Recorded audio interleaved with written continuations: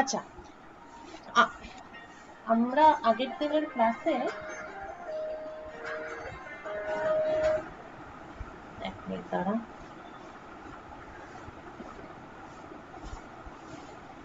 হ্যাঁ, আগের দিনের ক্লাসে আমরা দেখছিলাম যে সার্কিট বা নেটওয়ার্ক বলতে আমরা জেনারেলি যেগুলো বুঝি সেগুলো হচ্ছে সব ওই ক্যাপাসিটার, ব্যাটারি, ইন্ডাক্টর এরকম টাইপের জিনিস। কিন্তু মানে আমাদের যে শরীরটা যে একটা সিস্টেম, সেটা সেটার অপারেশনটাও is primarily due to the operations of various circuits and networks। এবার অনেক রকমের অ্যাক্টিভিটি আছে আমাদের, সেইগুলো রিলেটেড আলাদা আলাদা টাইপ অফ সার্কিট এবং আলাদা আলাদা টাইপ অফ নেটওয়ার্ক। তো এর মধ্যে সব থেকে ডমিনেটিং বা যেগুলোর উপর আমরা সব থেকে বেশি নির্ভরশীল,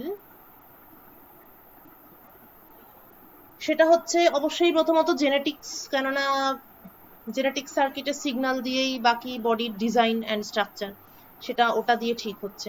তারপর হচ্ছে মেটাবলিজম, যেটা দিয়ে আমাদের এনার্জিগুলো জেনারেট হচ্ছে।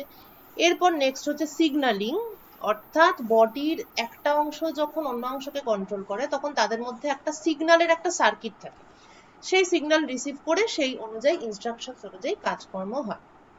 জেনেটিক এটা আমরা ইকোলাইয়ের জিনোমটা স্টাডি করেছিলাম।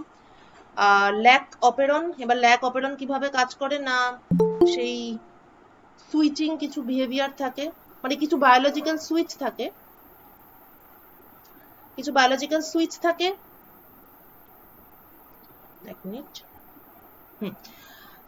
যেগুলো কোন অপেরন বা কোন জিনের কখন ট্রান্সলেশন হবে, কখন কোনটা থেকে কোন প্রোটিন তৈরি হবে, এই ব্যাপারগুলোকে কন্ট্রোল করে। বা আরএনএ পলিমারেজ কোথায় অ্যাটাচ হবে বা হবে না, কখন কে কাজ করবে, এইগুলো। এবং যখন কোনো একটা কিছু হজম করার একটা ব্যাপার থাকে, যেমন ফর এক্সাম্পল ল্যাকটোজকে হজম করতে হবে, আর গ্লুকোজ থাকলে সেটার কোনো প্রয়োজন নেই, কিন্তু ল্যাকটোজ থাকলে সেই জিনিসটা হজম করানো যাবে, এরকম একটা প্রোটিনের হেল্প দরকার।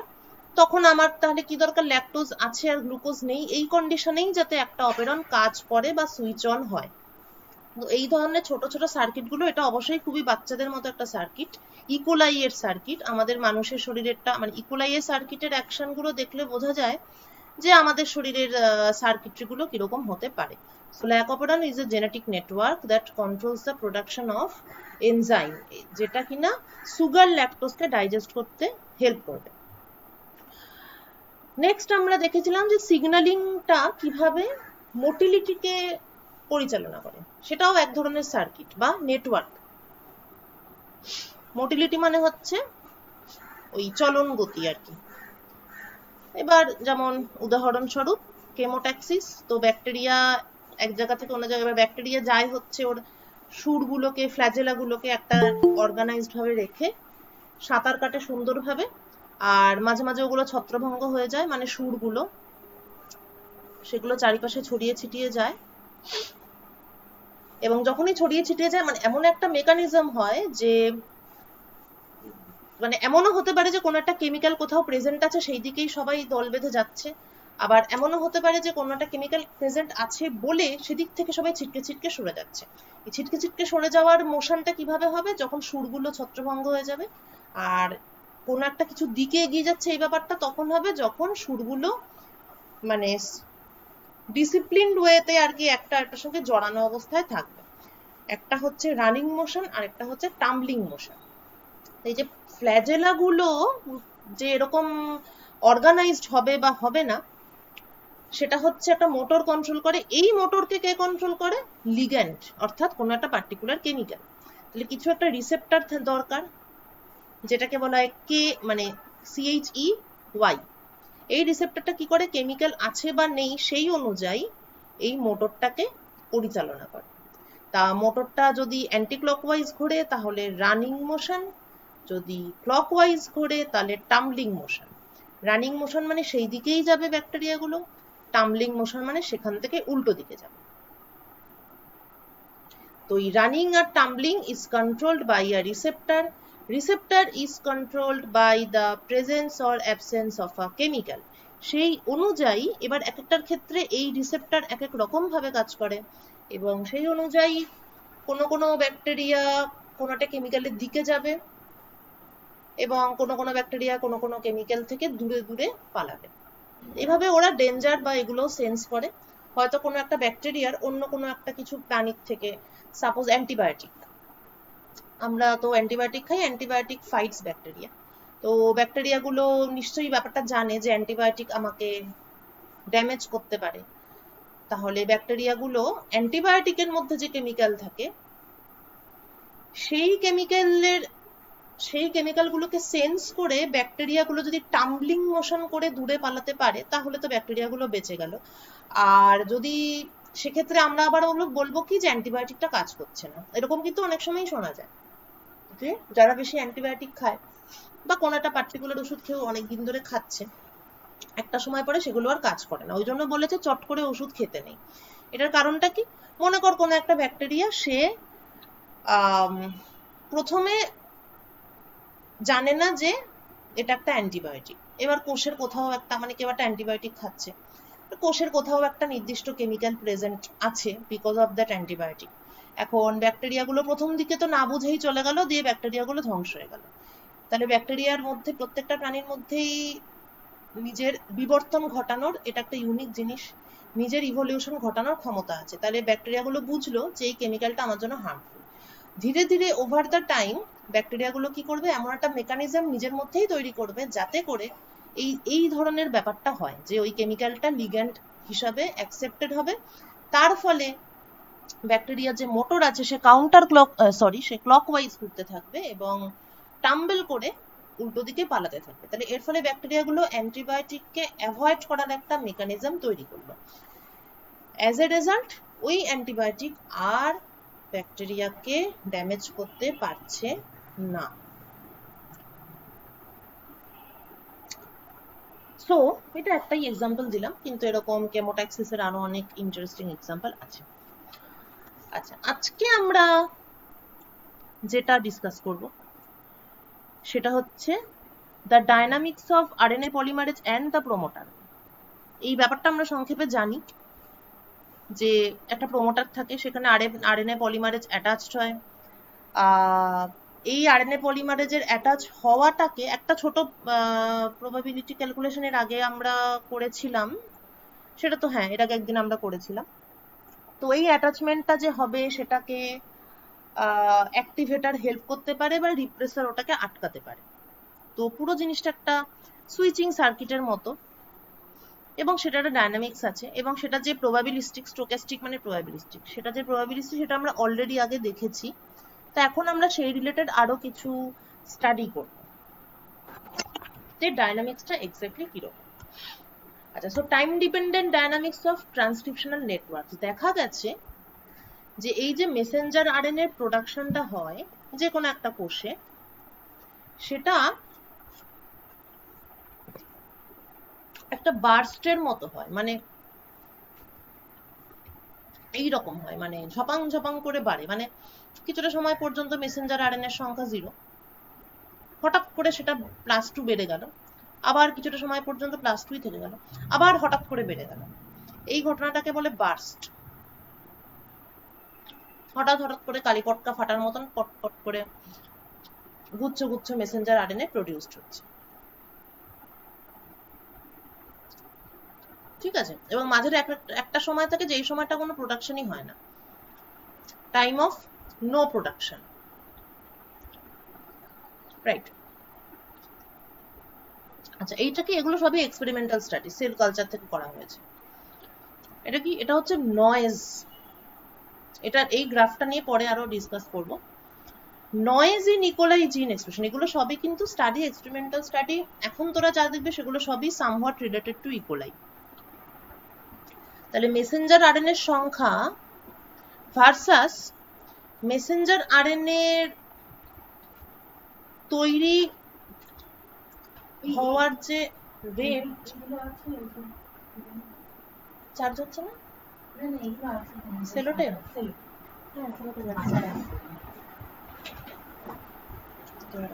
দাঁড়া এক মিনিট, এই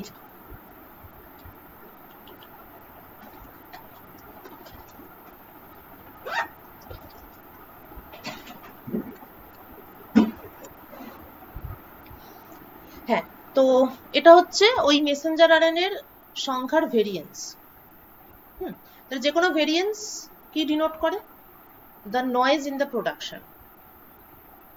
এবার কিছুটাতে নয়েজ আছে, সেটা তো এখানকার ডেটা পয়েন্ট গুলো দেখেও বুঝতে পারছি যে কোনো একটা পার্টিকুলার রেট ফলো করছে না, কিছু কম হতে পারে বা কিছু বেশি হতে পারে।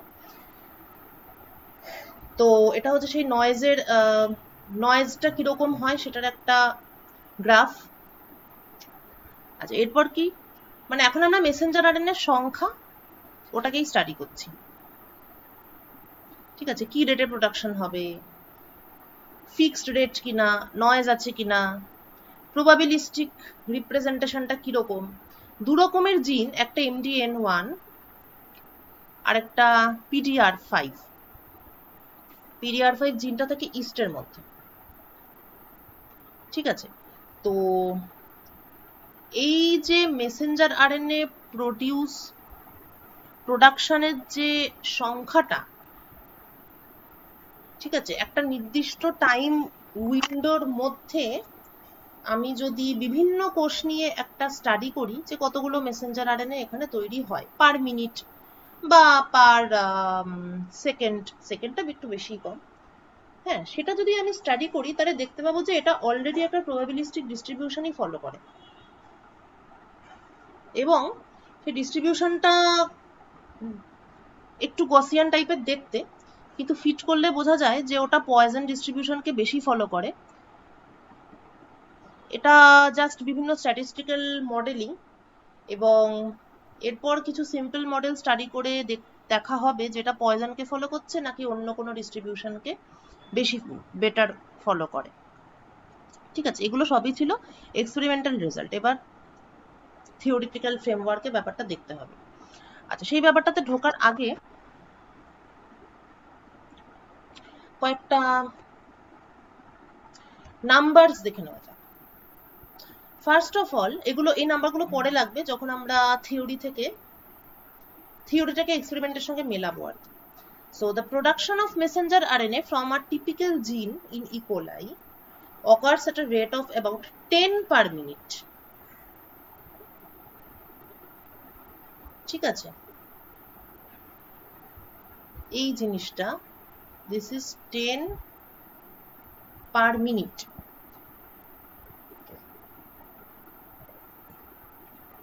এবার while the average lifetime of an mRNA for the lac operon যেটা আমরা আগে একবার স্টাডি করেছি, একটা মেসেঞ্জার আরএনএ এর অ্যাভারেজ লাইফ টাইম হচ্ছে 1 মিনিট।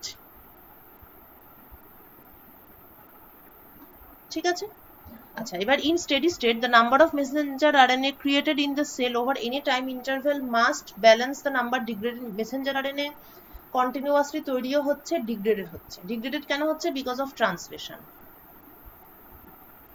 ঠিক আছে, কন্টিনিউয়াসলি মেসেঞ্জার আরএনএ ট্রান্সক্রিপশনের মাধ্যমে তৈরি হচ্ছে, আবার সেখান থেকে প্রোটিন তৈরি হয়, মেসেঞ্জার আরএনএটা ডিগ্রেডেড হচ্ছে। তাহলে এই যে অ্যাভারেজ নাম্বারটা 10 পার মিনিট, তার মানে যেমন তৈরি হচ্ছে তেমন শেষ হয়ে যাচ্ছে, শেষ হয়ে গিয়ে আমার অ্যাভারেজ অ্যামাউন্টটা থাকছে 10। ঠিক আছে, ডিগ্রেডেশন এবং প্রোডাকশন সবকিছু মিলিয়ে অন অ্যান অ্যাভারেজ একটা সেলে 10টা মেসেঞ্জার আরএনএ থাকছে, 10 মেসেঞ্জার আরএনএ মলিকিউলস। আচ্ছা, এবার রিঅ্যাকশন রেট গুলো আমি যদি একটু কনসিডার করি, ধরা যাক যে পি হচ্ছে the number of free RNA polymerase, নাম্বারটা এখন বাদ দিয়ে, পি হচ্ছে ফ্রি আরএনএ পলিমারেজ, আর ডি হচ্ছে প্রোমোটার, যেখানে আরএনএ পলিমারেজটা অ্যাড হবে। প্রোমোটার রিজন আশা করি মনে আছে, এরকম জিন তার একটা অংশ প্রোমোটার যেখানে আরএনএ পলিমারেজটা অ্যাড হয়। ঠিক আছে, তাহলে RNA polymerase attachment P plus D, ধরা যাক তার রিঅ্যাকশন রেট হচ্ছে কে প্লাস, তার ফলে একটা কমপ্লেক্স তৈরি হলো পিডিসি, আর এটা উভমুখী বিক্রিয়া। তাহলে ইন দা ইকুইলিব্রিয়াম কন্ডিশন যতগুলো পি প্লাস ডি পিডিসি হচ্ছে ততগুলো পিডিসি আবার পি প্লাস ডিতে কনভার্ট হচ্ছে। তাহলে যখন ইকুইলিব্রিয়াম এস্টাবলিশ হবে তখন একটা মানে পিডিসির এরকম একটা প্রোডাকশন হবে। মানে নেট পিডিসি থাকবে আর কি আমার হাতে। তাহলে প্রথমে একটা ক্লোজড কমপ্লেক্স তৈরি হবে পিডিসি, তারপর এখান থেকে ওপেন কমপ্লেক্স তৈরি হবে পিডি নট। ঠিক আছে, ক্লোজড কমপ্লেক্স আর ওপেন কমপ্লেক্সটা নিশ্চয়ই মনে আছে, ট্রান্সক্রিপশনের সময় এটা নিয়ে একটু আলোচনা করেছিলাম। কোয়ালিটেটিভলি দেখতে গেলে ওপেন কমপ্লেক্স মানে হচ্ছে when it is ready for elongation। ঠিক আছে, তাহলে স্টেপগুলো হচ্ছে কি, প্রথমে প্রোমোটার আর আরএনএ পলিমারেজ ফ্রিলি ছিল, তারপরে দুটো একসঙ্গে অ্যাটাচ হলো, তারপরে এরা ট্রান্সক্রিপশনের জন্য রেডি হলো, তাহলে ক্লোজড কমপ্লেক্স থেকে ব্যাপারটা ওপেন কমপ্লেক্স হলো, তারপর বাবল টাবল তৈরি হবে, ট্রান্সক্রিপশন বাবল তৈরি হলে তবেই তো প্রসেসটা স্টার্ট হবে। তাহলে ক্লোজড কমপ্লেক্স তৈরি হলো, সেখান থেকে ওপেন কমপ্লেক্স তৈরি হলো, তার রিয়াকশন রেটটা কিন্তু আলাদা, কে ওপেন। আচ্ছা, সেখান থেকে এরপর ইলংগেশন শুরু হবে, তার রিয়াকশন রেটটাও আলাদা, দ্যাট ইজ কে এসকে। তাহলে এরা সকলেই হচ্ছে রিয়াকশন রেট। এবার যেটা ইম্পর্টেন্ট সেটা হলো এই যে পিডিসি, এই পিডিসিটা কিন্তু ভালো করে তৈরি হতে হবে, মানে বেশি পরিমাণে। ঠিক আছে, তবেই পরের স্টেপগুলো করা সম্ভব হবে, যেহেতু এটা একটা উভমুখী বিক্রিয়া, কেননা পিডিসি কিন্তু স্টেবল নয়। ঠিক আছে, closed complex is not a stable complex. এবার ট্রান্সক্রিপশন শুরু হতে গেলে কমপ্লেক্সটাকে স্টেবল হওয়া দরকার, এটা স্টেবল নয়, এই জন্যই এটা বারবার পি প্লাস ডি তে কনভার্ট হতে থাকে, হোয়ার অ্যাজ পিডি নট কিন্তু স্টেবল, এটা কিন্তু বারবার পিডিসি তে কনভার্ট হয় না, ইনফ্যাক্ট হয় না এটা। সো তাহলে এখানে যে কে প্লাস আর কে মাইনাস, তাহলে ট্রান্সক্রিপশনটা যদি আদৌ হতে হয় তাহলে k plus should be large and k minus has to be small. In short, k plus by k minus, it has to be large for the transcription to occur. এবার k plus by k minus, it is called the equilibrium constant of the equation. এটা chemistry পাসে আশা করি পড়েছিস। For any chemical equation আমরা যা যা define করি, আমরা রিয়াকশন রেট ডিফাইন করি, আর ফরওয়ার্ড রিয়াকশন রেট এবং রিভার্স রিয়াকশন রেটের ratio is called equilibrium constant. Equilibrium constant is defined as the ratio of forward rate and reverse rate. তাহলে এটা হলো ইকুইলিব্রিয়াম কনস্ট্যান্ট, এবং এটা কি হওয়া দরকার, কে ওপেনের থেকে এটা অনেক বেশি হওয়া দরকার, তাহলেই এটা স্টেবল হবে। মানে কে প্লাস মাইনাসটা ঠিক এরকম ভাবে বলাটা উচিত না, বেসিক্যালি কে পি যেটা আছে সেইটা অ্যাকচুয়ালি অনেক বেশি হওয়া দরকার কে ওপেনের থেকে, তাহলে এই জিনিসটা ফরওয়ার্ড ডিরেকশনে মুভ করবে। ঠিক আছে, কেপি এই, তবে কেপিটা আবার ডাইমেনশনলেস কোয়ান্টিটি, তাহলে সেভাবে যদি দেখতে হয় তাহলে এরকম ভাবে ভাবতে হবে যে, কারণ কেপি তো ডাইমেনশনলেস, বুঝতেই পারছিস, কে প্লাস আর কে মাইনাসের রেশিও এটা, তো কেপিটাকে কে ওপেনের থেকে অনেক বড় হতে হবে, কিন্তু এটা এইভাবে আইডিয়ালি কম্পেয়ার করাটাও মুশকিল। তাহলে ঠিকভাবে কম্পেয়ার করতে গেলে এরকম বলতে পারি যে কে প্লাসটা যাতে কে ওপেনের থেকে অনেক বড় হয়, আর কে মাইনাসটা যাতে কে প্লাসের থেকে অনেক ছোট হয়, এরকম ভাবে একটা বলতে পারি আমরা। এবার ইন রিয়েলিটি দেখা গেছে, যেমন একটা ল্যাক UV5 একটা প্রোমোটার, সেইটার ক্ষেত্রে দেখা গেছে যে কে প্লাসটা এতটাই বড় আর কে মাইনাসটা এতটাই ছোট যে এদেরকে ইন্ডিভিজুয়ালি মেজার করাও সবসময় মুশকিল হয়ে যাচ্ছে, তার বদলে ইকুইলিব্রিয়াম কনস্ট্যান্টটা সহজেই মেজার করা যাচ্ছে, এবং দেখা গেছে যে it is of the order of 200, whereas k open is 0.1 per second. So kp is much larger. সুতরাং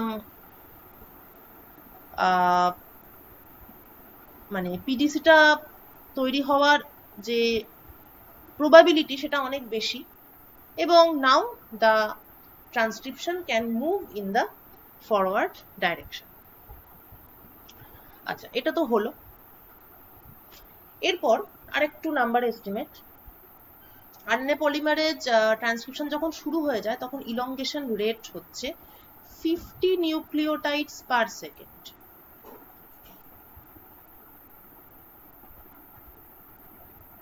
ঠিক আছে, 1 সেকেন্ডে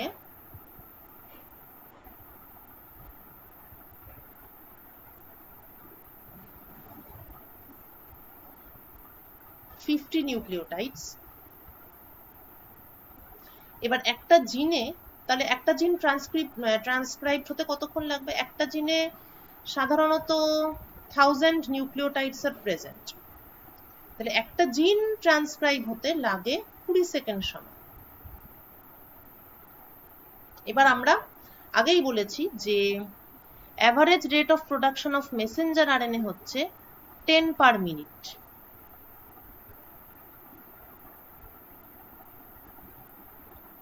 ঠিক আছে, সো দ্যাট মিনস, এবার এইটা খুব ইম্পর্টেন্ট, সো দ্যাট মিনস, আচ্ছা 1 মিনিটে 10টা মেসেঞ্জার আরএনএ প্রডিউস হচ্ছে। ঠিক আছে, তাহলে 10 মেসেঞ্জার আরএনএ ইন 1 মিনিট মানে হচ্ছে 60 সেকেন্ডস। তাহলে 10 পার মিনিট, রাইট? তাহলে একটা মেসেঞ্জার আরএনএ তৈরি হতে সময় লাগছে 6 সেকেন্ডস। ঠিক আছে, ক্লিয়ার? 60 সেকেন্ডে 10টা মেসেঞ্জার আরএনএ তৈরি হচ্ছে, তাহলে 6 সেকেন্ডে একটা মেসেঞ্জার আরএনএ তৈরি হচ্ছে। এবার একটা জিন ট্রান্সক্রাইব হতে 20 সেকেন্ড লাগছে, তাহলে একটা মেসেঞ্জার আরএনএ তৈরি হয় 6 সেকেন্ডে, একটা জিন থেকে পুরো কপি হতে লাগে 20 সেকেন্ড, তাহলে একটা জিন কতগুলো মেসেঞ্জার আরএনএ একসঙ্গে ইউজ করছে? এই দুটো ভেবে বল। একটা জিন কপি হতে 20 সেকেন্ড লাগছে আর একটা মেসেঞ্জার আরএনএ তৈরি হতে 6 সেকেন্ড লাগে, তাহলে একটা মেসেঞ্জার আরএনএ কি পুরো জিনকে কপি করতে পারবে?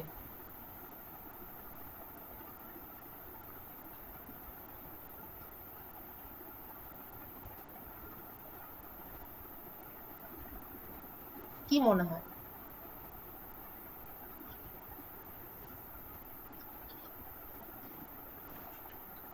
মানে ট্রান্সক্রিপশন প্রসেসটা মানেই তো মেসেঞ্জার আরএনএ তৈরি হওয়া।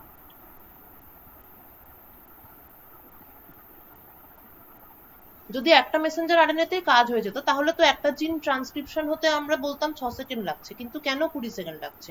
It's because there are 3 RNA polymerases for a single gene working together. together ঠিক নয়, মানে ওয়ার্কিং, কি বলবো, at time t।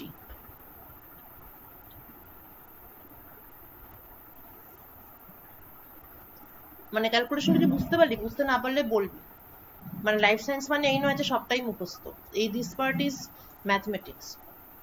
ঠিক আছে, ট্রান্সক্রিপশনের রেট 50 নিউক্লিওটাইডস পার সেকেন্ড। তাহলে একটা জিনে 1000টা নিউক্লিওটাইড থাকে, ট্রান্সক্রাইব হতে 20 সেকেন্ড সময় লাগে। এবার আমরা আগে দেখেছি যে 1 মিনিটে 10টা মেসেঞ্জার আরএনএ তৈরি হয়, এটা মেসেঞ্জার আরএনএ তৈরি হওয়ার রেট। তাহলে একটা messenger RNA 6 second, Messenger RNA তৈরি হওয়া মানে ট্রান্সক্রিপশন হওয়া, মানে ট্রান্সক্রিপশন অফ দ্য জিন।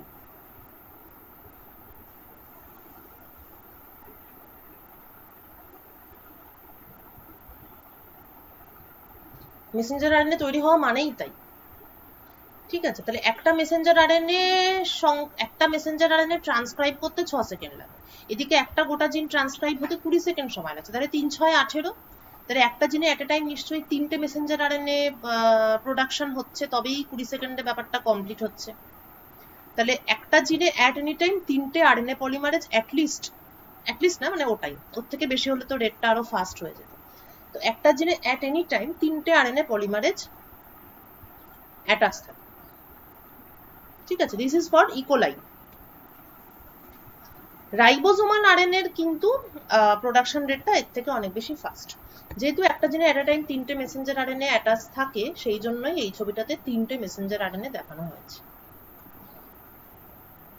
ওকে, এইবার ডায়নামিক্সের একটা ইম্পর্টেন্ট পার্ট হচ্ছে বার্স্টিং মেকানিজম। ঠিক বার্স্ট কেন হলো? এমনি সোজাসুজি হয়ে যেতে পারতো।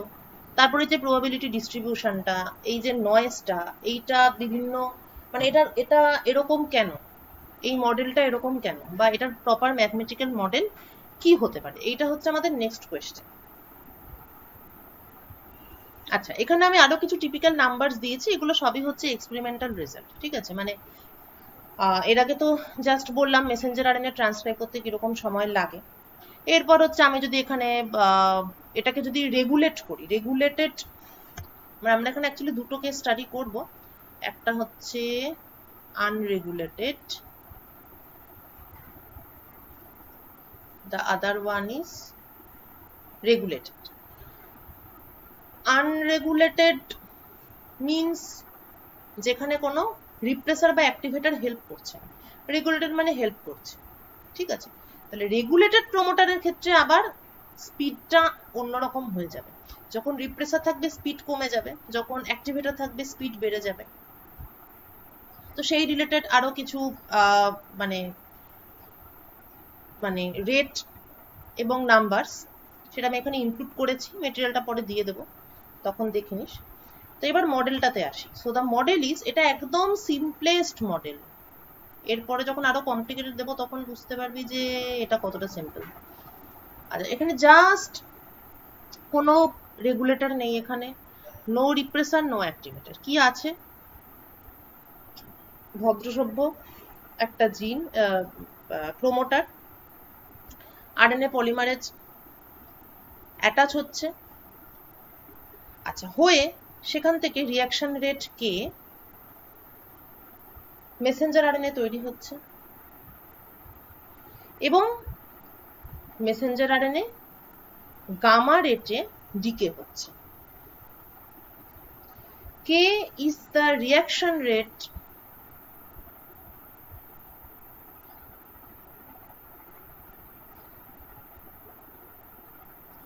gamma is the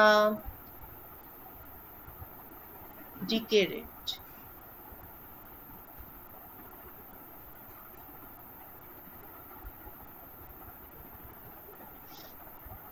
ঠিক আছে, এবার রিঅ্যাকশন রেট আর ডিকে রেট, এই দুটোর মধ্যে একটা ডেফিনেশনগত ডিফারেন্স আছে, দুটো কিন্তু এক জিনিস নয়।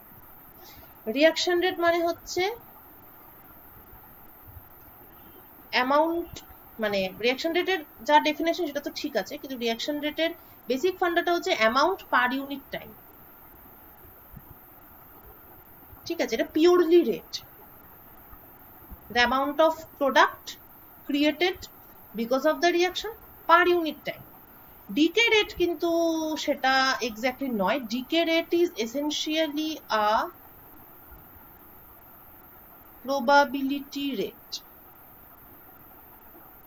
তোরা যখন রেডিও অ্যাক্টিভ ডিকে রেট পড়েছিলি তখন একটু মনে করে দেখবি যে জিনিসটা ছিল dn/n proportional to I think minus, মানে এরকম ছিল ব্যাপারটা আর কি, dn/, হ্যাঁ প্রপোর্শনাল টু, তারপরে প্রপোর্শনালিটি কনস্ট্যান্ট যদি ল্যামডা হয় তাহলে dn/n equal to minus lambda dt. Dt সময় original number of molecules n, তাহলে ডিটি সময় dn চেঞ্জ হলো, dn ডিকে হলো আর কি, তাহলে dn/n অর্থাৎ প্রবাবিলিটি অফ ডিকে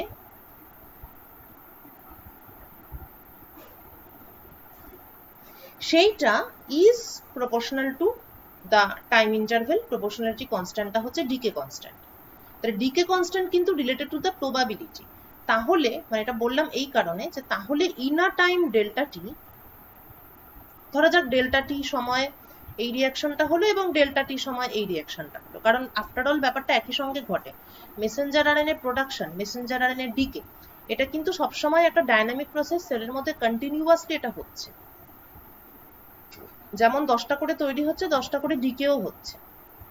সেই জন্যই সেলটাতে অ্যাট এনি টাইম আমরা, না এটা একটু ভুল বলছি আমি,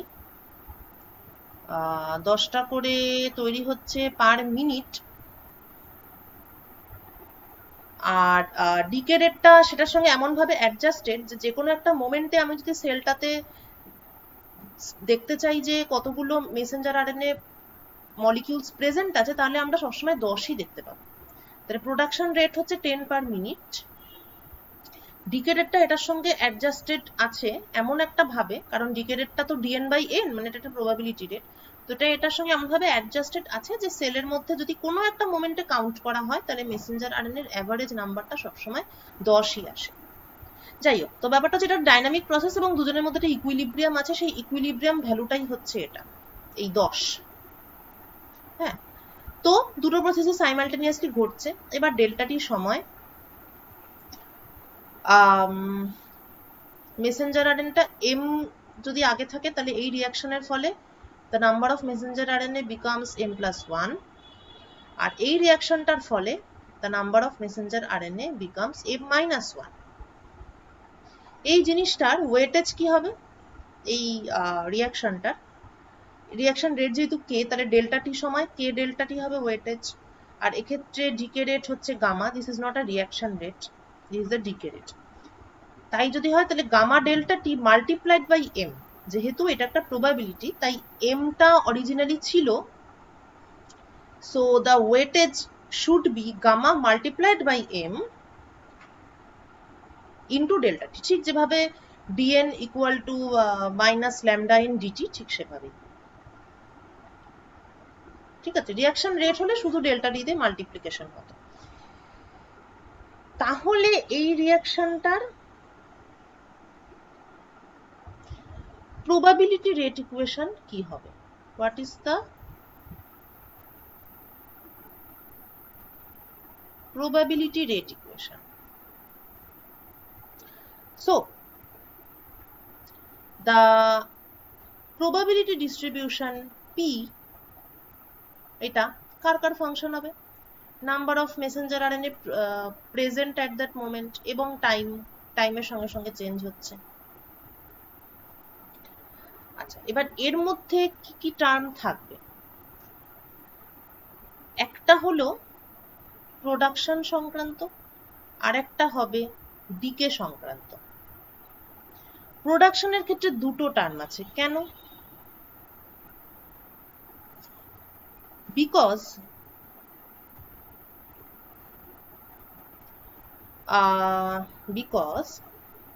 এই যে প্রবাবিলিটি, এটা কিসের প্রবাবিলিটি?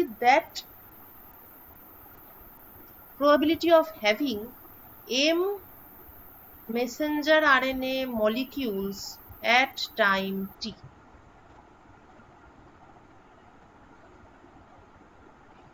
ঠিক আছে, এখন মনে রাখতে হবে যে এই যে রিয়াকশন গুলো, যে কোনো কেমিক্যাল রিয়াকশনেরই কিন্তু একটা ফরওয়ার্ড পার্ট থাকে এবং একটা রিভার্স পার্ট থাকে। এবার এখানে আমি ধরে নিচ্ছি যে এই যে আরএনএ পলিমারেজ থেকে মেসেঞ্জার আরএনএ তৈরি হলো, এটা ফরওয়ার্ড রেট কে, এটার ফলে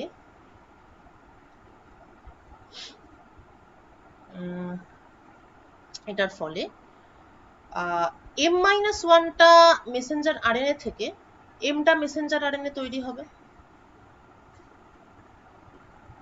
ও না, আচ্ছা এই ইকুয়েশনটাতে সরি, এই ইকুয়েশনটাতে আমরা রিভার্স রেট কনসিডার করছি না। রিভার্স রেটটা তো এখানে থাকবে, রিভার্স রেটটা ক্লোজড কমপ্লেক্সের ক্ষেত্রে থাকবে। এখন আমরা ওপেন কমপ্লেক্সের রিজনে ঢুকে গেছি, এখন কোনো রিভার্স রেট নেই, সরি। এটা পুরোটাই ফরওয়ার্ড রেট, কিন্তু ফরওয়ার্ড রেটের মধ্যে দুটো ব্যাপার থাকবে। প্রথমত, এমটা মেসেঞ্জার আরএনএ ছিল, সেখান থেকে প্রোডাকশন হয়ে M+1টা মেসেঞ্জার আরএনএ হবে। আবার এটা একবারে দেখালে ভালো হতো।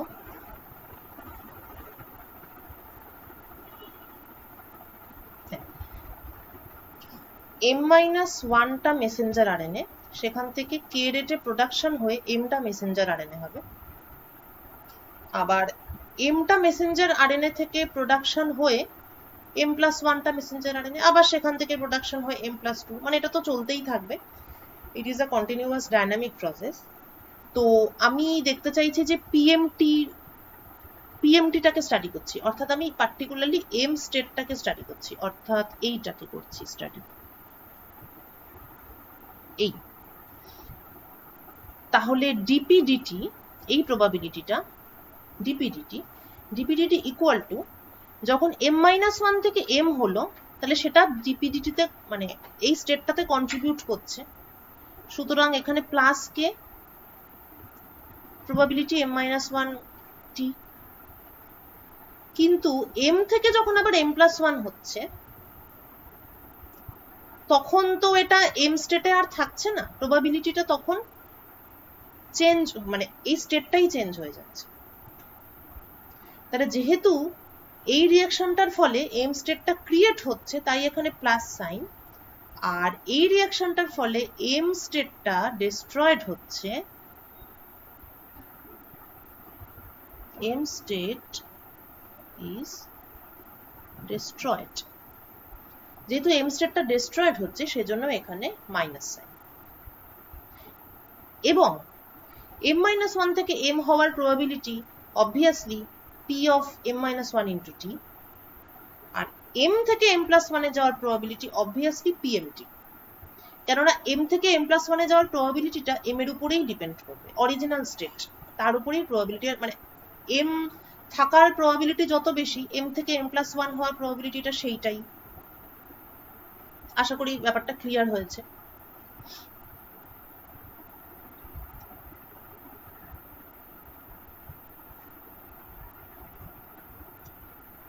এইরকম একটা কন্টিনিউয়াস প্রসিডিওর আছে। M-1টা মেসেঞ্জার আরএনএ, সেখান থেকে এমটা মেসেঞ্জার আরএনএ, সেখান থেকে M+1টা মেসেঞ্জার আরএনএ। এই রিঅ্যাকশন রেটটাও কে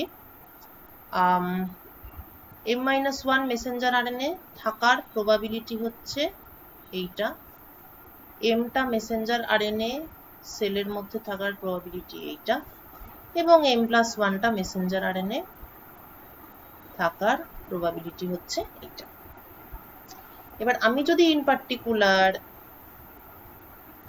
এম এই স্টেটটাকে স্টাডি করতে চাই, তাহলে মানে এটা টাইমের সাথে সাথে কিভাবে চেঞ্জ হচ্ছে সেটা দেখতে চাই। তো এটা টাইমের সঙ্গে সঙ্গে চেঞ্জ কি কি কারণে হতে পারে? এই রিঅ্যাকশনটার জন্য হতে পারে এবং এই রিঅ্যাকশনটার জন্য হতে পারে। এই রিঅ্যাকশনটার ফলে এটা ইনক্রিজ করছে, this reaction is increasing probability, so DPDT is positive for this reaction and DPDT is negative for this reaction, হতেই হবে।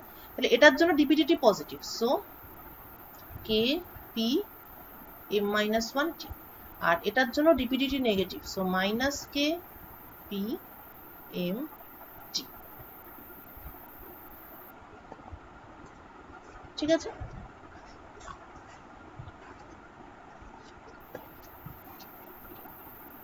Hopefully this is clear.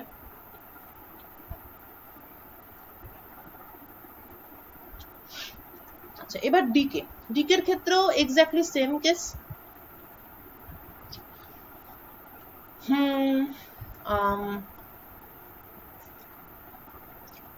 এমটা messenger RNA আছে, এবার এম থেকে M-1 হলে তার ওয়েটেজ হচ্ছে M গামা ডেল্টা টি। তাহলে এমটা messenger RNA decay হয়ে M-1 হলো, যেহেতু ডিকে হলো তাই এটা মাইনাস গামা M PMT। কিন্তু সিমিলারলি একই সঙ্গে কি হচ্ছে, M+1টা ডিকে হয়ে আবার M হচ্ছে, তাহলে এখানেও সেই একই ব্যাপার, M+1টা মেসেঞ্জার আরএনএ আছে, ডিকে হয়ে M হলো, আবার এমটা মেসেঞ্জার আরএনএ ডিকে হয়ে M-1 হলো। ডিকেরেট গামা।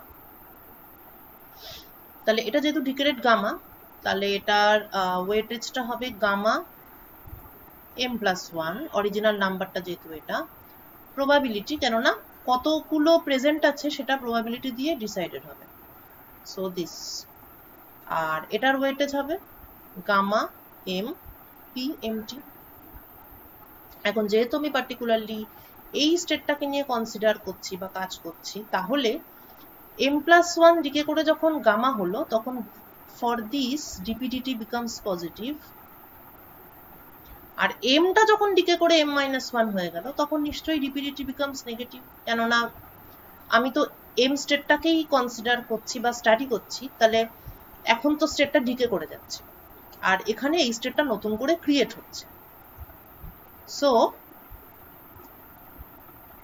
এখানে কি ঢুকবে, প্রথমটার ক্ষেত্রে এটা পজিটিভ হবে, সো গামা m+1 p_m+1t, আর পরেরটার ক্ষেত্রে হবে gamma m p_mt। So this is your probability rate equation for কি এটা আনরেগুলেটেড প্রমোটার, কেননা এখানে কোনো রিপ্রেসার নেই। for the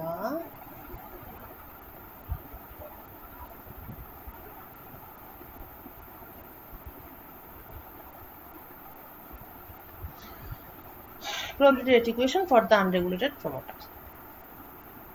বেশ, তাহলে এই হচ্ছে আমার গোটা equation. Now the next task is to, এবার এখান থেকে এই ইকুয়েশন থেকে বিভিন্ন ধরনের ফিজিক্যাল কোয়ান্টিটি কোনগুলো রেলিভেন্ট, যেগুলো আমরা those quantities that can be experimentally observed. প্রথম আমরা বার করব mean number of messenger RNA as a function of time.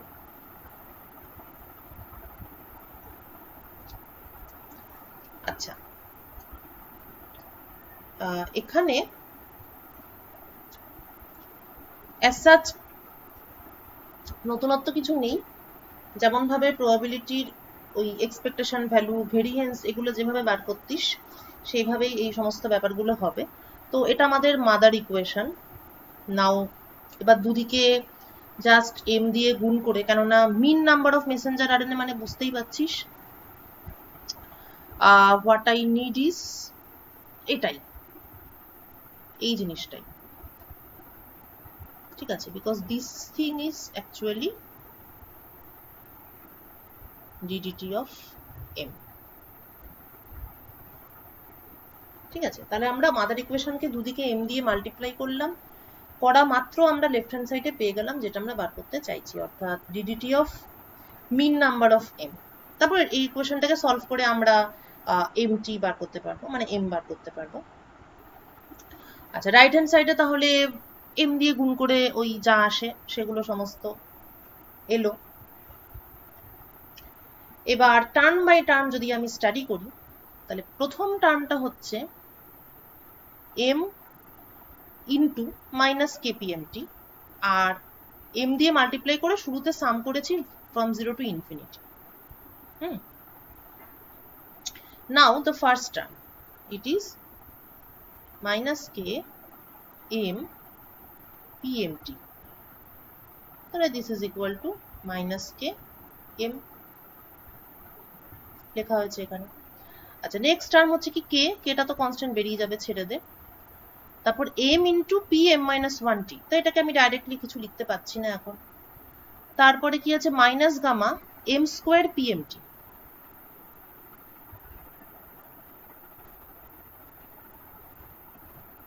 this is equal to minus gamma average of m square from definition। তারপর কি আছে, plus gamma m into m+1 pm+1t, এটাকেও আমরা কিছু লিখতে পারছি না, তাই অ্যাজ ইট ইজ রেখে দিচ্ছি। তাহলে দুটো পেলাম আর দুটো এরকম থেকে গেল, যেটাকে আমরা কিছু লিখতে পারলাম না। কিন্তু যেমন ধর এটা কি আছে, m pm-1t,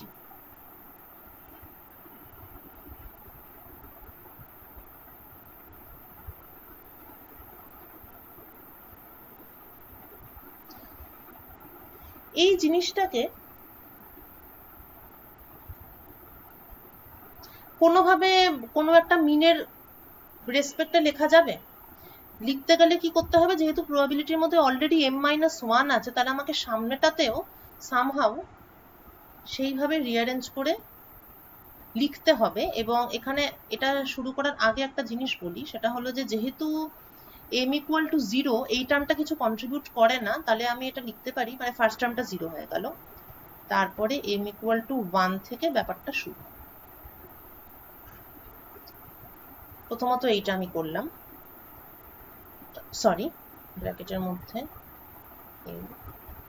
m-1t। আচ্ছা, তারপর আমি যেটা করতে পারি, এটাকে এরকম লিখতে পারি,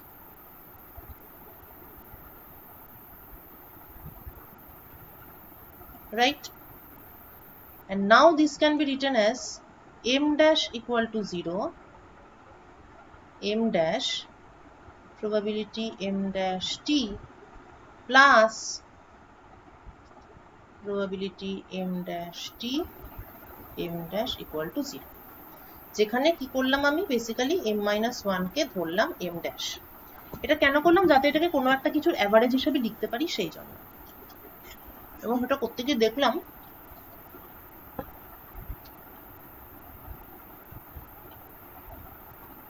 যে এটাকে ইজিলি ওরকম ভাবে লেখা যায়, মানে এটা কিন্তু m' p of m'(t) plus p of m'(t), m' হচ্ছে 0 থেকে ইনফিনিটি, মানে এটা সুন্দর কিন্তু আবার সেই ছকে পড়ে গেছে। এবং দিস ইজ অ্যাকচুয়ালি কি, এটা অ্যাভারেজ অফ m'। আর এইটা কি, if the probabilities are normalized, তাহলে this is 1। এবার দেখা যাক,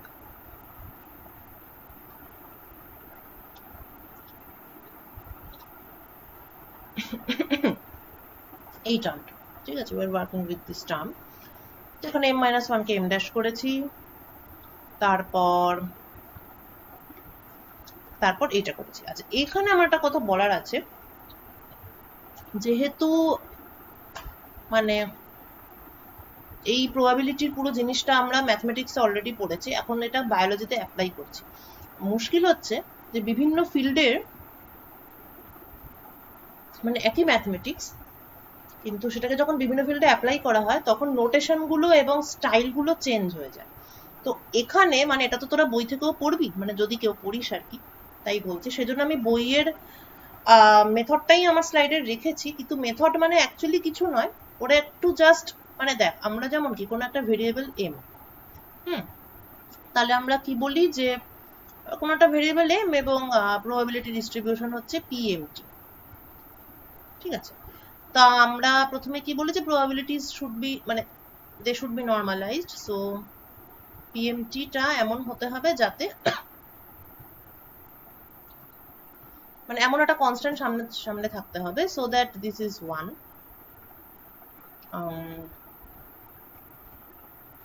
এই তাছাড়া কি, অ্যাভারেজ বা এক্সপেকটেশন ভ্যালু অফ m হচ্ছে m pmt, তারপর m স্কোয়ারের এক্সপেকটেশন ভ্যালু হচ্ছে গিয়ে m স্কোয়ার pmt, এবং ভেরিয়েন্স ইজ ইকুয়াল টু স্কোয়ারের expectation value minus square of এইটা, ঠিক আছে। এগুলো হচ্ছে আমাদের চালু নোটেশন।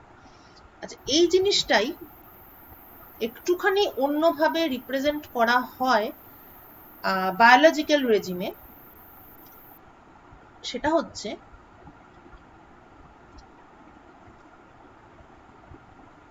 এইরকম একটা কোয়ান্টিটি লেখা হয়, যেটাকে the language is jth moment of m। এটা ভালো করে বুঝে নে, কারণ এরপরে সব ক্যালকুলেশনে ওরকমই, বইতে ওরকমই থাকে, কিন্তু তুই তোর মতো করতে পারিস, তাতে কোনো অসুবিধা নেই। আচ্ছা, m two the power j expression value, এটা হচ্ছে this is what is this, this is jth moment of m। সুতরাং এটা কি, ও আচ্ছা, তার আগে আচ্ছা, এবার ডেফিনেশনটা কি, what is it's definition? Summation m two the power j pmt। সুতরাং জিরোথ মোমেন্ট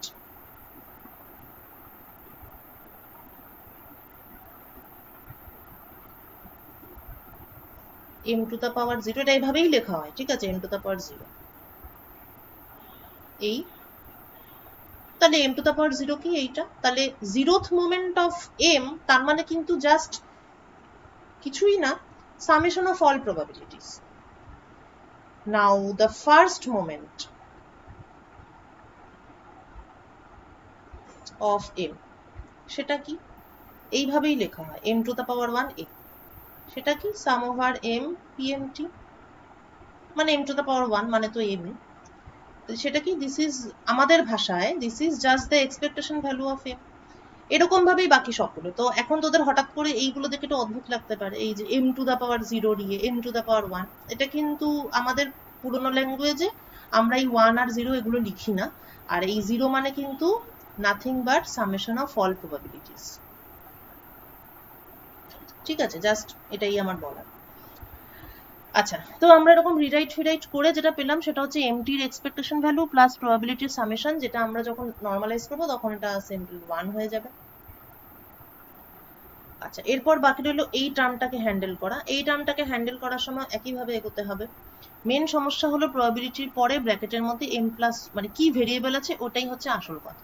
তাহলে এখানে যেহেতু m প্লাস 1 আছে, সুতরাং আমরা m প্লাস 1 কে m ড্যাশ ধরবো। প্রবাবিলিটির ভেতরে যা থাকবে সেটাকেই আমাকে একটা সিঙ্গেল ভেরিয়েবলে কনভার্ট করতে হবে। m প্লাস 1 যদি m ড্যাশ হয়, তার প্রথমটা হয়ে গেল m ড্যাশ মাইনাস 1, আর তারপরেরটা অনলি m ড্যাশ এই। এবার আমি ব্র্যাকেট তুলে দিলাম, তাহলে পেলাম m dash square p m dash t, বুঝতেই পারছি সেটা হচ্ছে এইটা। আচ্ছা, এক minute, right,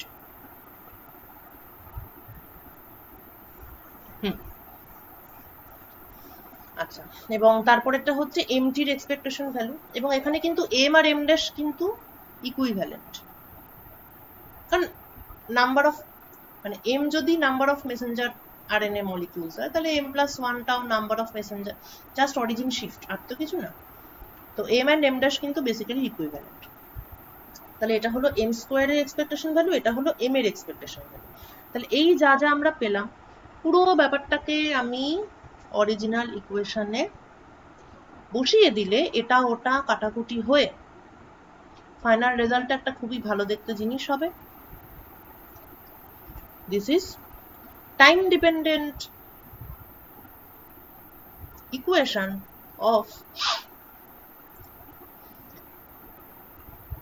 mean number of messenger RNA। তাহলে solving this equation we will get an expression for the time dependence of the messenger RNA molecules present at a time t। তোদের task হচ্ছে এটাকে সলভ করা, এটা 2 মিনিটের ব্যাপার। এবং in the steady state mt is constant, so in the steady state the left hand side is 0, তাহলে in the steady state m is given by k by omega, k by gamma, ওকে। আচ্ছা, তাহলে এটা আমাদের result বেরিয়ে গেল, this is for the unregulated case. এখানে আমরা এখনো রিপ্রেসার ইত্যাদি ধরিনি।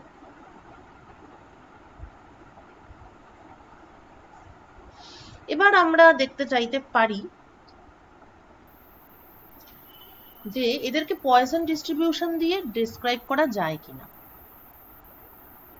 অর্থাৎ pm equal to lambda to the power m, কারণ mটা তো সরি ল্যামডা হচ্ছে গিয়ে, suppose lambda is the mean of the distribution, ঠিক আছে, মানে ল্যামডা হচ্ছে এইটা, দিস ইজ ল্যামডা। তাহলে সেই অবস্থায় পিএমটাকে যদি lambda to the power M E to the power minus lambda by M factorial এইভাবে লেখা যায় কিনা সেইটা আমরা এখন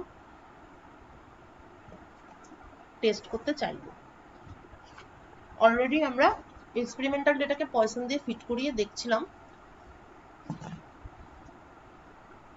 যে ওটা পয়সনে ফিট হচ্ছে কিনা। এখন কথা হলো যে যদি এটা পয়সনকে ফলো করে, তো দেখি পয়সনকে ফলো করছে কিনা। তাহলে আমাকে আবার সেই মাস্টার ইকুয়েশনে ব্যাক করতে হবে। So this was our master equation. Now for steady state, ঠিক আছে, for steady state dp dt is 0, left hand side আর কি সেটা 0, রাইট হ্যান্ড সাইডে আমরা প্রত্যেকটা প্রবাবিলিটির জায়গায় এই জিনিসটা পুট করব। পুট করেছি, তারপর সিম্পলিফাই করে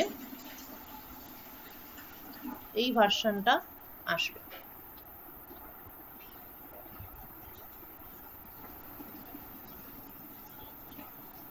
এখন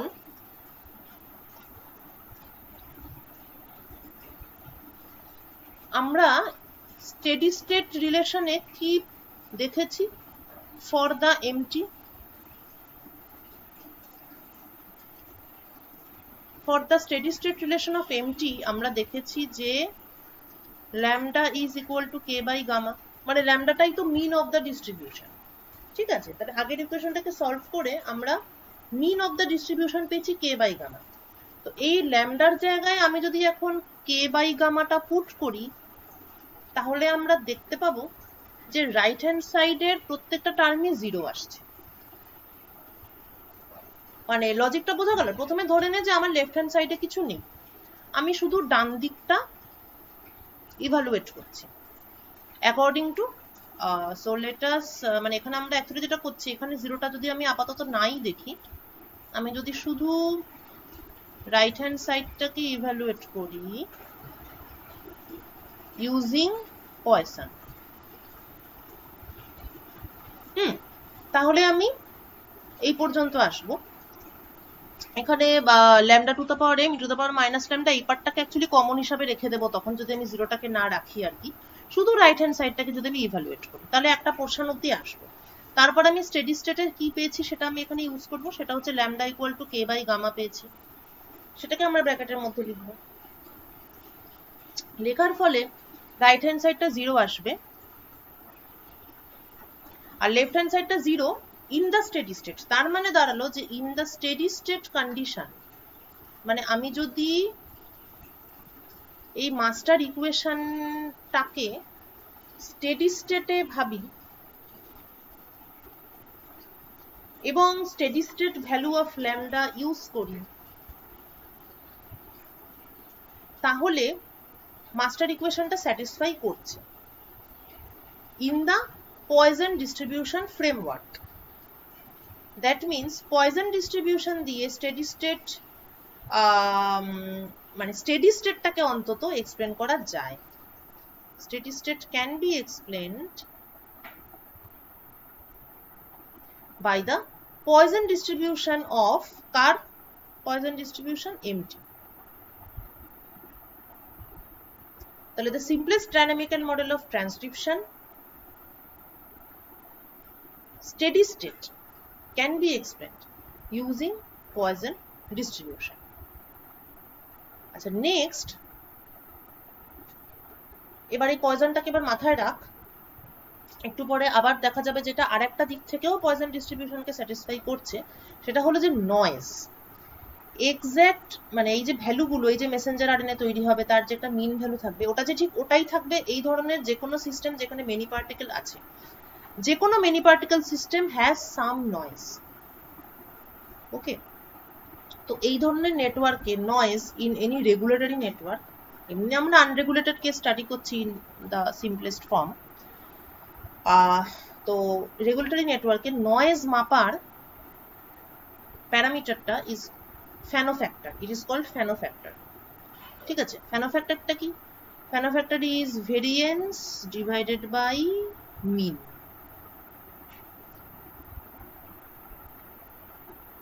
এবং যদি ওই গ্রাফটা একটু মনে করে দেখিস, নয়েজের গ্রাফ, কি ভার্সেস কি ছিল? log 10 of sigma square versus log 10 of mRNA।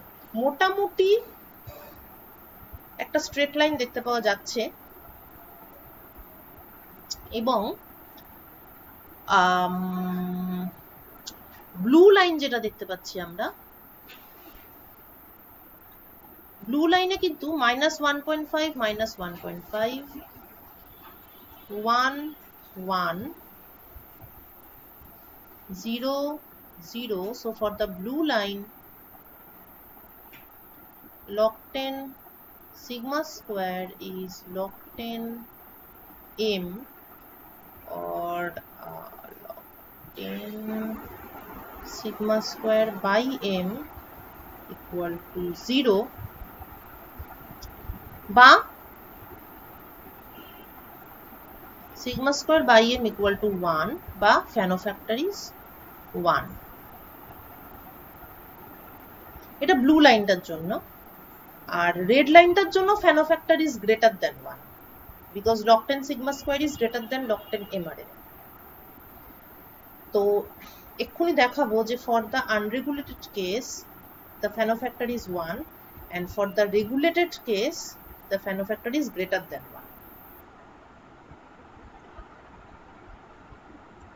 এবার সরি, আরেকটা জিনিস বলা হলো না, এটা হচ্ছে যে এই যে ব্লু লাইনটা, এটা কিন্তু 1 এর লাইনটা দেখিয়েছে, আর রেডটা কিন্তু অ্যাকচুয়ালি এক্সপেরিমেন্টালি অবজার্ভ লাইনটা দেখিয়েছে।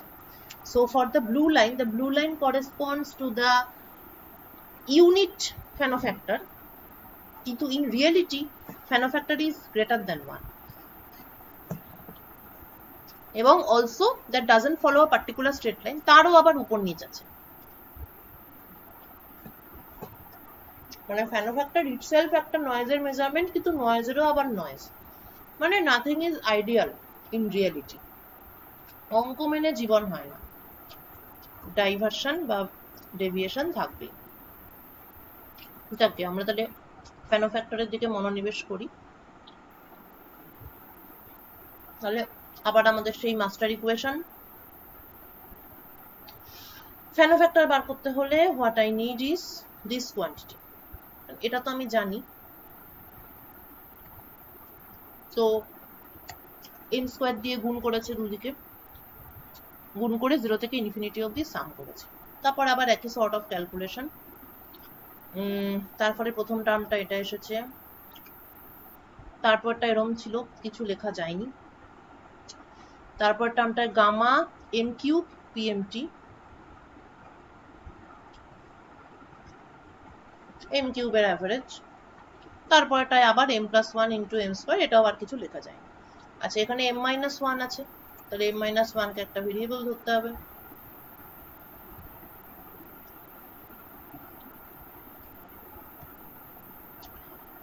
m-1 কে একটা ভেরিয়েবল ধরতে হবে। তারপরে এখানটা কি হয়ে যাবে, m-m'+1 এর হোল স্কয়ার। এই হোল স্কয়ারটাকে ব্রেক করব, m' প্লাস 2m প্লাস 1, তাহলে m' আর pmt অর্থাৎ m স্কয়ারের অ্যাভারেজ, m ইন্টু pmt অর্থাৎ m এর অ্যাভারেজ, এবং 1টা তো 1, কারণ summation p it is normalised.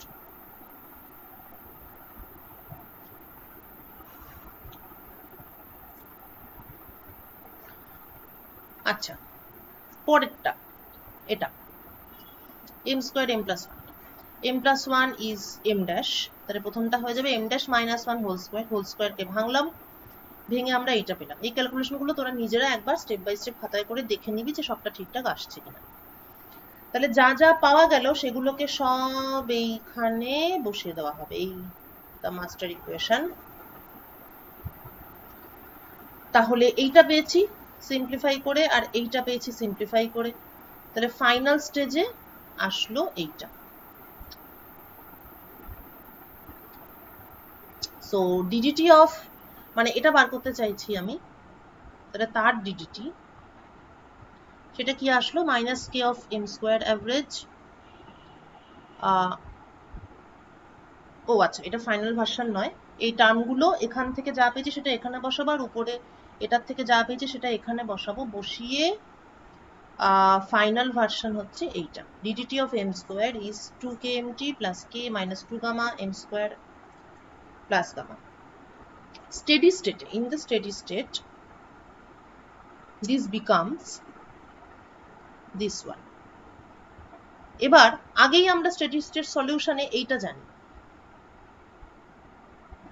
ঠিক আছে? তাহলে কে বাই গামাটা যদি এখানে পুট করি, if I put k by gamma here, তাহলে সিম্পলিফাই করে what we will get for this is এইটা।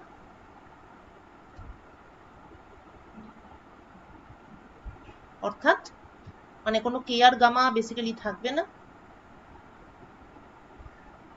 এবং এম স্কোয়ারের অ্যাভারেজ হবে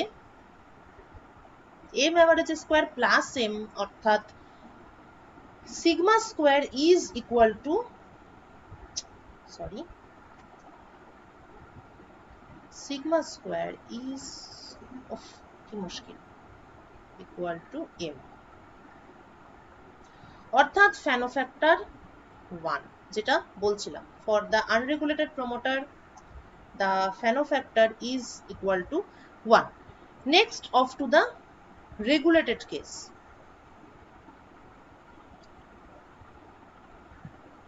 ঠিক আছে, আচ্ছা সেখানে যাওয়ার আগে যেটা বলার সেটা হচ্ছে যে আমাদের অবজারভেশন যেটা ছিল, প্রথমত the production of messenger RNA is bursty in nature.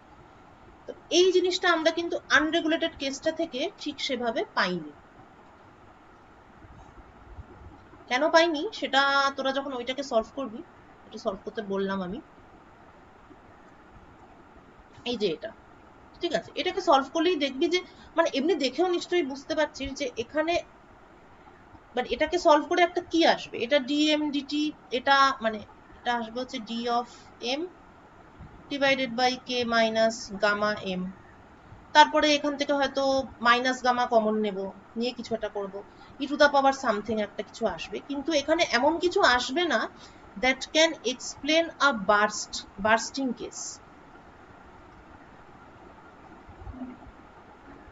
ঠিক আছে, বার্স্টিং মানে কিছু একটা স্টেপ ফাংশন টাইপ হতে হবে, কিছুক্ষণ থাকবে না আবার কিছুক্ষণ থাকবে, তো এটা সলিউশন থেকে কিন্তু কোনো বার্স্টিং কেসের কোনো মানে কিছু কিন্তু আসবে না, মানে স্টেডি স্টেট সলিউশন তো যা পেয়েছি ঠিক আছে, কে বাই গামা পেয়েছি, কিন্তু এমনি যে টাইম ডিপেন্ডেন্ট যেটা ব্যাপার, সেখানেও কিন্তু আনরেগুলেটেড কেস থেকে বার্স্টিং এর কোনো ছবি আমরা পাচ্ছি না, তাই আমাদের এবার যেতে হবে রেগুলেটেড কেসে। প্লাস এখানে শুধুমাত্র প্রবাবিলিস্টিক দিকটাই ধরা হচ্ছে,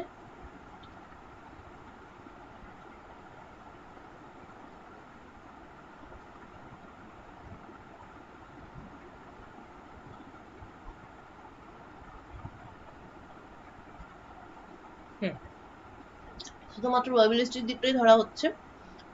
তো এটাও হতে পারে যে থার্মোডাইনামিক মডেলগুলো দিয়ে হয়তো বার্স্টিনেসটা এক্সপ্লেন করা যাবে, কিন্তু যাই হোক থার্মোডাইনামিক মডেল আমরা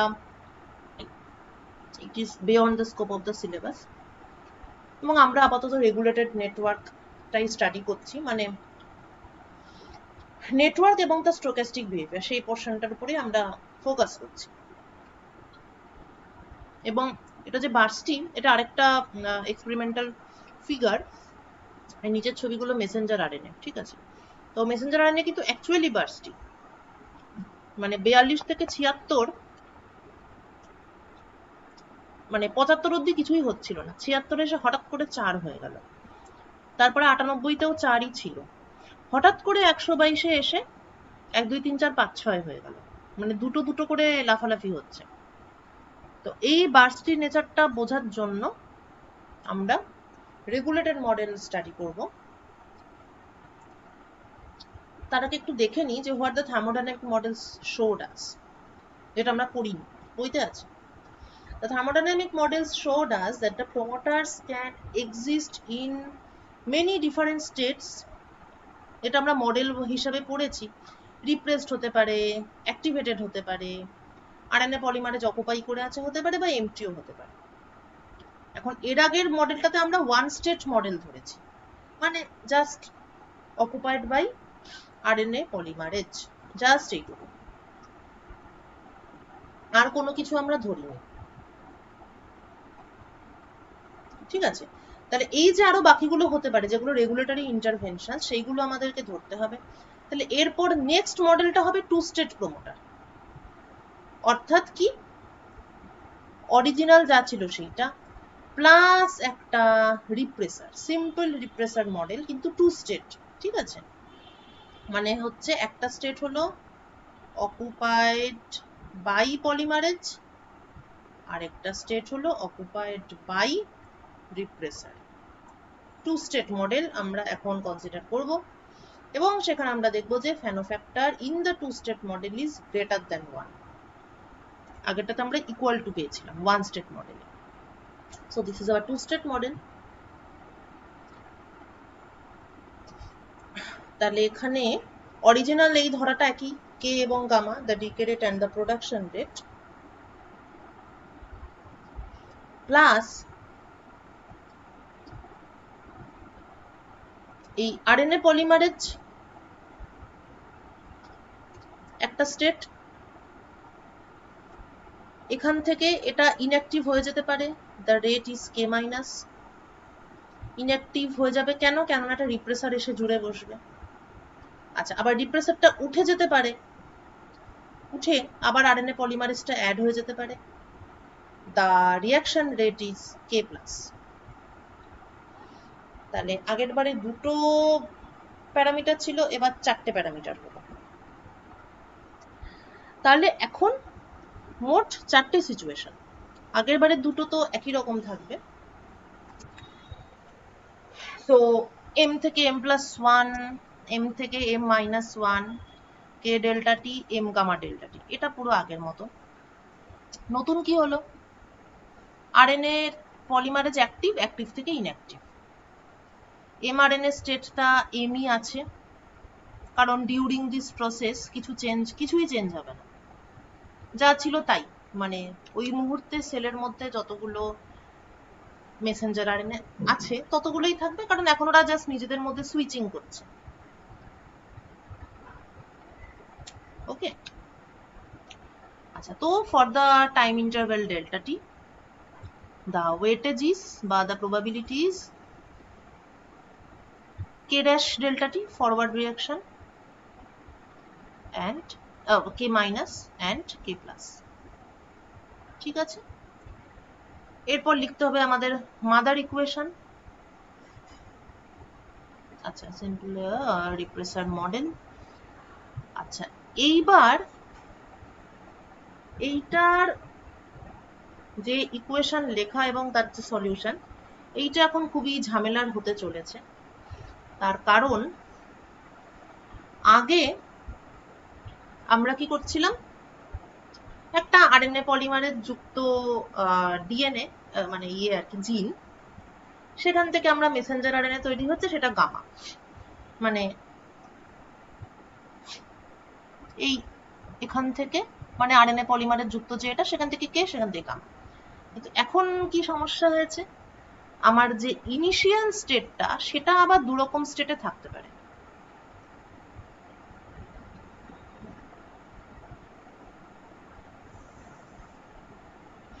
The initial state, it can be either in the inactive state or in the active state.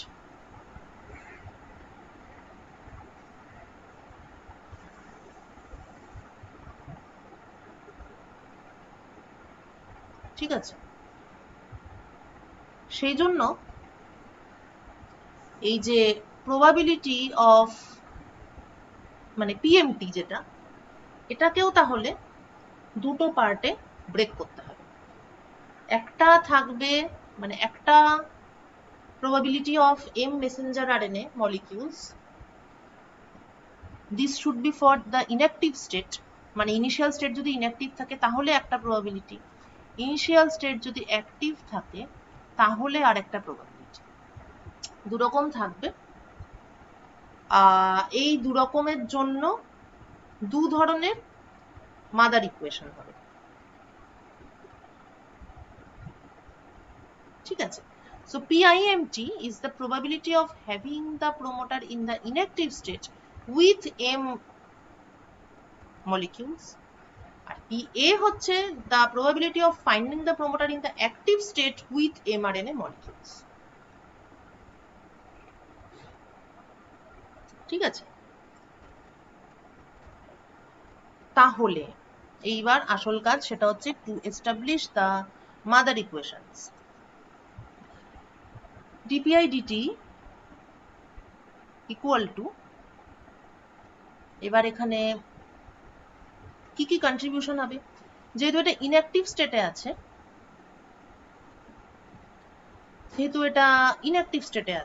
তাহলে এখানে একটু নাম্বার অফ টার্মস এর সংখ্যা মানে নাম্বার অফ টার্মসটা একটু কম, অ্যাক্টিভ স্টেটে কিছু টার্ম বেড়ে যাবে।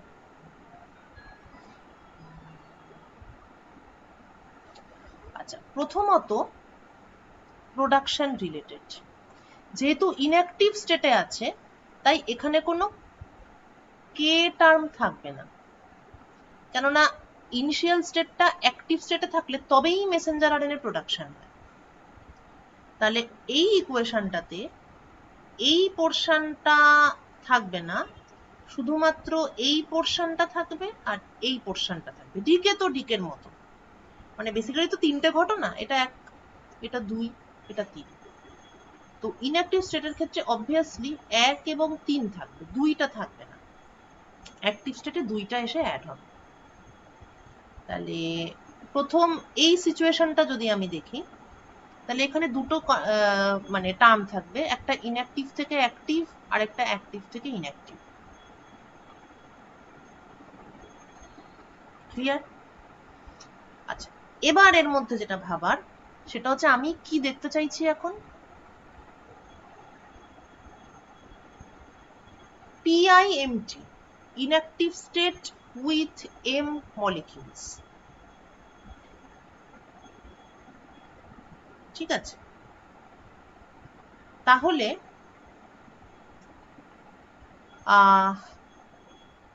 কি বলবো, মানে ইনঅ্যাক্টিভ স্টেট মানে তো বেসিক্যালি এইটা, এটা হচ্ছে আমার ইনঅ্যাক্টিভ স্টেট আর এটা হচ্ছে আমার অ্যাক্টিভ স্টেট। তাহলে এই জিনিসটার রিঅ্যাকশন রেট হচ্ছে K মাইনাস। সুতরাং এই যে inactive state with M molecules, এইটা পাওয়ার সম্ভাবনা কিভাবে হতে পারে এটা সম্ভব, প্রথমত অ্যাক্টিভ যে মলিকিউলগুলো আছে, মানে অ্যাক্টিভ যে স্টেটটা আছে সেটা K মাইনাস রিঅ্যাকশন রেটে রিঅ্যাক্ট করে ইনঅ্যাক্টিভ হয়ে গেল, এটা একটা হতে পারে। তাহলে সেখান থেকে আমি কি টার্ম পাবো, K মাইনাস ইন্টু PA, এইটা। আরেকটা কি ঘটনা ঘটতে পারে, আমি ইনঅ্যাক্টিভ স্টেটে আছি, ইনঅ্যাক্টিভ থেকে আমি অ্যাক্টিভ হলাম, ইনঅ্যাক্টিভ থেকে অ্যাক্টিভ হওয়ার চান্স হচ্ছে K প্লাস, কিন্তু ইনঅ্যাক্টিভ থেকে যখন আমি অ্যাক্টিভ হব তখন এইটার প্রবাবিলিটিটা কমে যাবে, ডিপি ডিটি উইল ডিক্রিজ, কারণ ইনঅ্যাক্টিভ থেকে তো আমি অ্যাক্টিভ হয়ে যাচ্ছি এখন। তাহলে পিআইএমটি এটা নিশ্চয়ই ডিক্রিজ করবে, তাই এখানে minus sine, so minus k plus পিআইএমটি, এটা হয়ে গেল এই পার্টটা। এবার ডিকের পোর্শনে আসি। ডিকের পোর্শন নিয়ে এত কমপ্লিকেশনস নেই, যেহেতু এখানে এম আছে তাই m প্লাস ওয়ান থেকে ডিকে করে যখন m হলো তখন এটা পজিটিভ হলো আগের বারের মতো, গামা m প্লাস ওয়ান এইটা, অ্যান্ড যখন m থেকে m মাইনাস ওয়ান হয়ে গেল তখন এটা মাইনাস হলো, মাইনাস গামা m PIMT। ঠিক আছে, এই পোর্শনটা, এই টার্মটাই অ্যাকচুয়ালি বেশি ট্রিকি, যে যখন ইনঅ্যাক্টিভ থেকে অ্যাক্টিভ হচ্ছে তখন ডিপিডিটি যেহেতু negative, because it is decreasing, so this contribution is negative, so negative k plus PI. আচ্ছা, এবার ডিপিএ ডিটি যখন হবে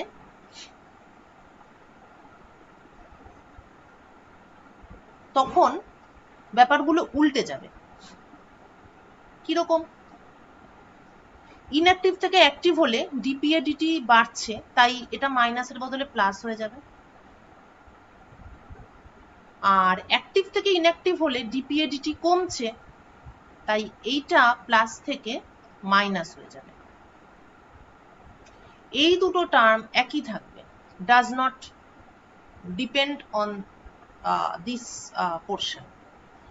প্লাস কি অ্যাড হবে? যেহেতু এটা অ্যাক্টিভ স্টেটে এসে গেছে, তাহলে এখন এই জিনিসটাও ঢুকবে।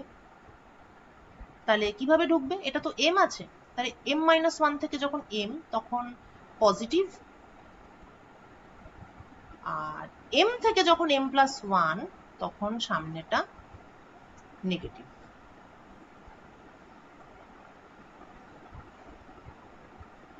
তাহলে inactive state with M molecules আর active state with M molecules, দুটোর জন্য দুটো আলাদা আলাদা ইকুয়েশন পাওয়া গেল।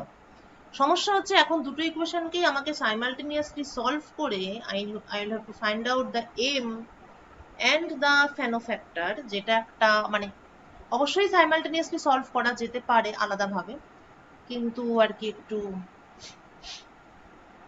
ঝামেলার আর কি, প্রচুর প্যারামিটার্স, দুটো আলাদা ইকুয়েশন। সেই জন্য আমরা এখন কি করব?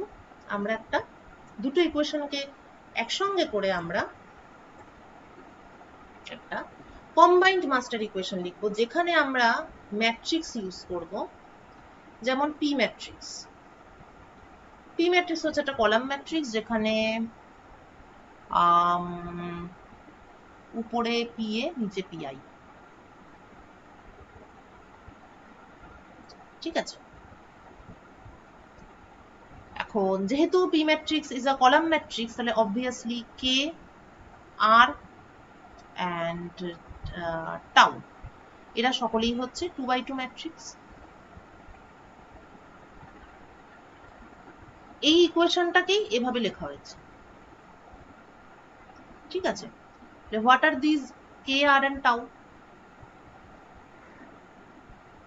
দিস ইজ কে ম্যাট্রিক্স, যেখানে it is all about the switching between inactive and active state. তারপর হচ্ছে আর, যেটা কিনা প্রোডাকশনের সঙ্গে রিলেটেড। তারপর হচ্ছে ডিকের সঙ্গে রিলেটেড, দ্য লার্জ গামা।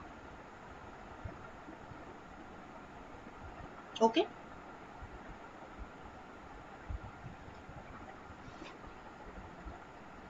ওকে, এবার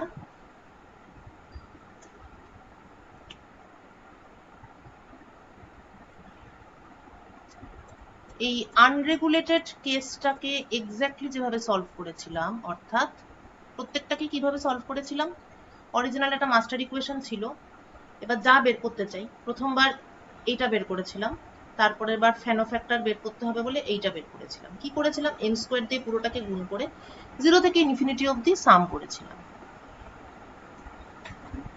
এখানেও তাই, সেটাই করতে হবে। এই যে কম্বাইন্ড ইকুয়েশনটা আছে, এবার আমাকে যদি সাপোজ এইটা বার করতে হয়,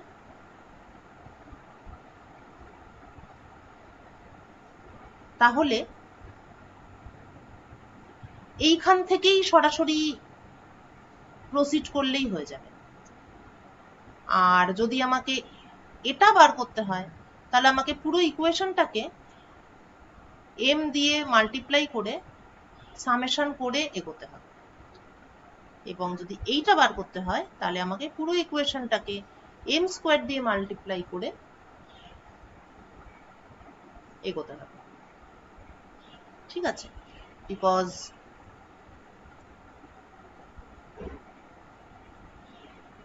এইটা, দিস ইজ ম্যাট্রিক্স, আচ্ছা, দিস ইজ অ্যাকচুয়ালি কি পি ম্যাট্রিক্স এমটি, তাই তো? এবং পি ম্যাট্রিক্সটা কি, উপরে কি ছিল, পিএ,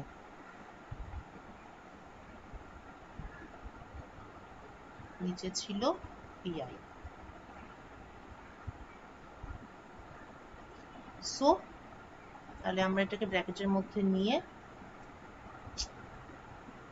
লিখতে পারি সাম ওভার পিএমটি সাম ওভার পিআইএমটি। ঠিক আছে, বোঝা গেছে? এবার কি প্রুভ করতে হবে? এই জিনিসটা ডিডিটি, অর্থাৎ এখানে একটা ডিডিটি ঢুকিয়ে দিতে হবে এবং এখানেও একটা ডিডিটি ঢুকিয়ে দিতে হবে। ঢুকিয়ে দিয়ে রাইট হ্যান্ড সাইডে কি কে টাইমস আবার এই জিনিসটা কে টাইমস দিস। তো আগের এই মাস্টার ইকুয়েশনটাকে ফলো করে দেখবি যে এই জিনিসটা whether you can prove it, এবং মনে হয় এটা তো মনে হচ্ছে ফ্রম অবজারভেশনই হয়ে যাবে। একটু করে দেখিস, ঠিক আছে? Try this, try to prove this three equations. এবং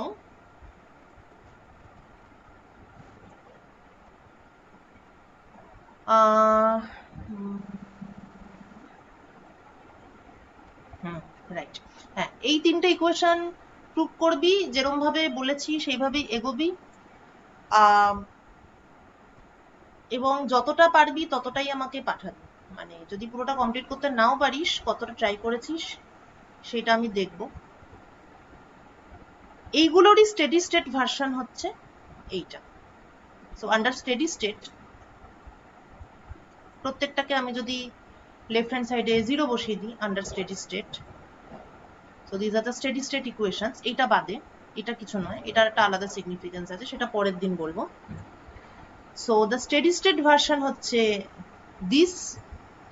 স্টেডি স্টেট ইকুয়েশন গুলোকে সলভ করে আমরা কিভাবে সলভ করব সেগুলো আমরা দেখবো পরের দিন, ঠিক আছে? মিনহোয়াইল, মানে এগুলো আমি অ্যাকচুয়ালি আজকে কন্টিনিউ করতে পারতাম, কিন্তু এই কিছুটা ক্যালকুলেশন অ্যাটলিস্ট নিজেরা না করলে ব্যাপারটা কোথা দিয়ে কি হচ্ছে বুঝতে পারবি না। সেই জন্য এই তিনটে ইকুয়েশন যেভাবেই হোক, এই তিনটে ইকুয়েশন যে আসছে কিভাবে আসছে সেটা নিজেরা বাড়িতে সলভ করার চেষ্টা করবি বিফোর মানডে, ঠিক আছে? আর এই সময়টা যেহেতু একটু ক্লাসগুলো ডিসকন্টিনিউয়াস হয়েছে, সেজন্য আমি কালকে সন্ধ্যেবেলা প্র্যাকটিক্যাল ক্লাসটা নেব না, মানে তোদেরটা নেব না, তোদের অতটাও ম্যান্ডেটারিও নয় অ্যাকচুয়ালি। তো তোরা, আমি চাই যে তোরা সোমবারের আগে মানে কালকের মধ্যে তোরা এই ক্যালকুলেশনটা করে আমাকে পাঠা, ঠিক আছে? কালকে রাতের মধ্যে। ওকে।